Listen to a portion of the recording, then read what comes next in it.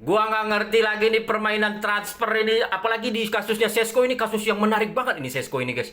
Satu ya, orang kalau membeli pemain gitu ya, setahu gua ya dia pasti ngobrol dulu sama pemain minimal sama agen gitu. Jadi makanya Newcastle ngebid dong.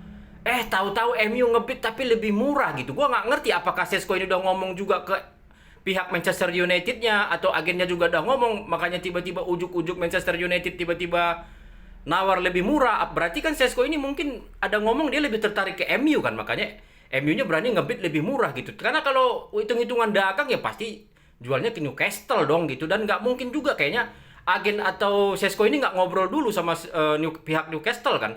Makanya mereka mengeluarkan ini kan, ngebit Sesko-nya gitu. Itu ada kasus Mbeumo kan menarik juga itu ya, kayak bisa kita jadikan contoh gitu ya.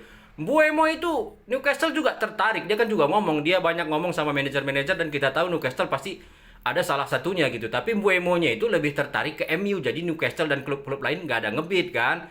Jadi hanya MU lah yang di situ yang negosiasi sama ini kan, sama Brentford. Dan satu lagi ada kasus yang menarik juga nih, Newcastle terus ini pelakunya nih. Satu lagi itu Joe Pedro. Newcastle itu lebih duluan guys, lebih duluan menawar Joe Pedro itu. Tiba-tiba Chelsea datang lebih mahal.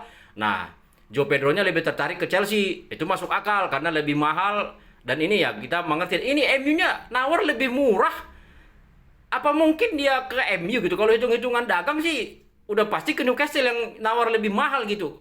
Gua nggak tahu apakah Sesko-nya tiba-tiba berubah pikiran, tiba-tiba dia pengen ke MU, makanya MU tiba-tiba ngebid lebih murah dan pede gitu ya. Apakah gua nggak ngerti dah. Soalnya nggak mungkin Newcastle nawar duluan kalau dia nggak ngomong ke pemainnya dan ke agennya dulu. Itu kayaknya udah pasti ngomong duluan tuh, makanya Newcastle ngebid. Apakah Newcastle akan dikerjain lagi? Gua nggak ngerti nih.